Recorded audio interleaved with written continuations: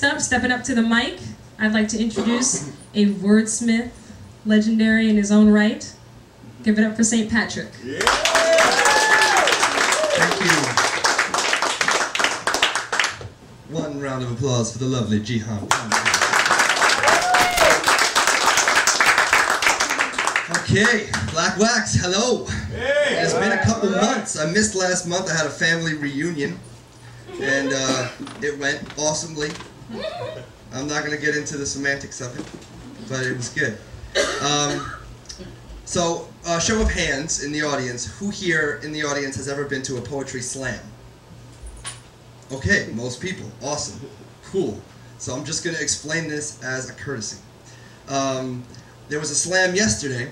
The first ever slam held in Jersey City, New Jersey, at the Lenape House, and I happened to win it.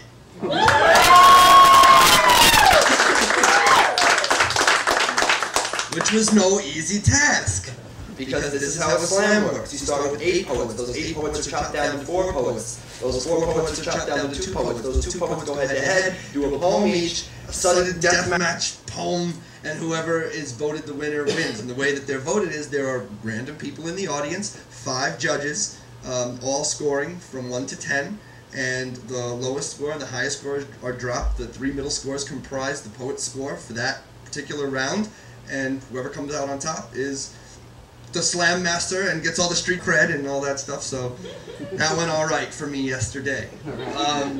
And there's in slam poetry, you only get 3 minutes to do your poems. 3 minutes with a 10-second grace period. And every 10 seconds that you go over that 3 minute and 10 mark, they chop a half a point or a point depending on the venue. So I challenged myself to write a slam poem about the semantics of writing a successful slam poem. In 3 minutes. Exactly 3 minutes. So, if anybody in the audience has a stopwatch on their cell phone and would like to time this, see if it's exactly 3 minutes long when I'm done, please feel free to do so now. During this moment of silence for Corey Haim. A couple people got it, so that's cool.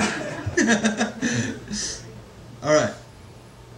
Everybody ready with their cell phones? I see like one person doing it. That's fine. I only need one. Okay.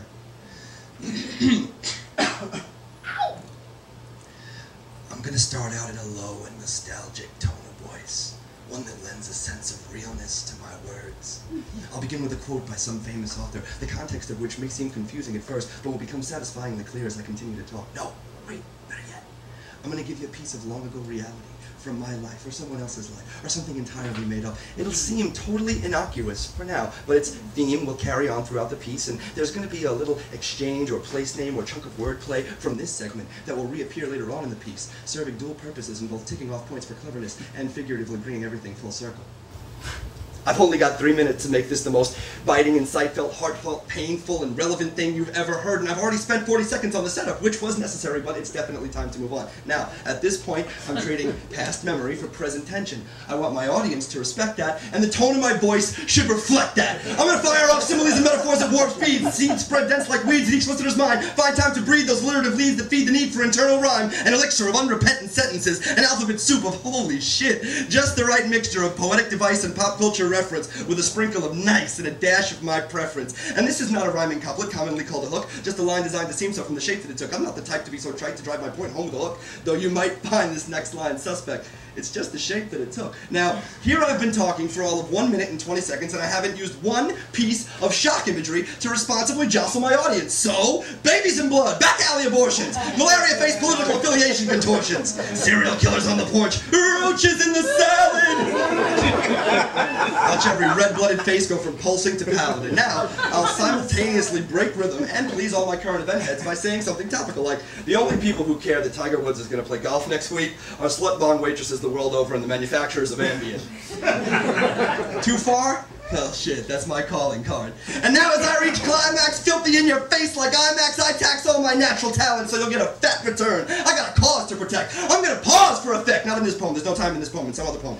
And every other trick I know to make the numbered placards turn. Like, this is the part of the poem where I talk really fast but enunciate my words very clearly so you can still understand what I'm saying even though I'm talking really fast. Because I want everybody in the room to know that I feel a certain type of way about this particular issue. And I'm not gonna stop talking, but I fully expect to hear incessant clapping, intermittent snapping. Woo! Yeah! Church! Tell it like it is! With syncopated foot stomping and knee slapping. Check the clock. 2 minutes and 32 seconds in. I've made my point and all that's left is to bring back that exchange or place name or chunk of wordplay from earlier. You remember. The one that serves dual purposes in both ticking off points for cleverness while figuratively bringing everything full circle.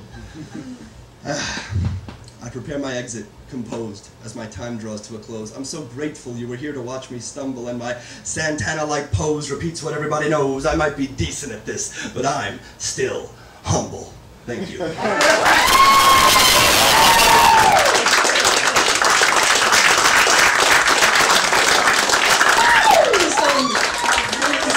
Patrick! My goodness! So let's hear some feedback about that. Anything. Peter? It was astounding. You got it going on. Yep. That was great feedback. Thank you. I think he really pulls you into every word, every phrase. It's almost different. It's almost like watching multiple characters, you know, all together in this one piece, and it takes you and just never lets you go. It's excellent poet. And I really don't. Typically, I don't like poetry. It's like neon. This is more than poetry, I think. Yeah. And it was 2 minutes and 55 seconds, so you. Wow. The first time I've actually heard poetry live, anytime I ever heard it, it was like the Def Poetry Jam with most Def hosting. But this first time I actually got to see it live, and I'd like to thank Open Source for giving me the experience. Crazy, I love it. Thanks, man. Thank you. He's a teacher. He always makes me want to go home and like write. But then I'm like, I'm overwhelmed. I don't know what to do. Simi. So very impressed. Very impressed.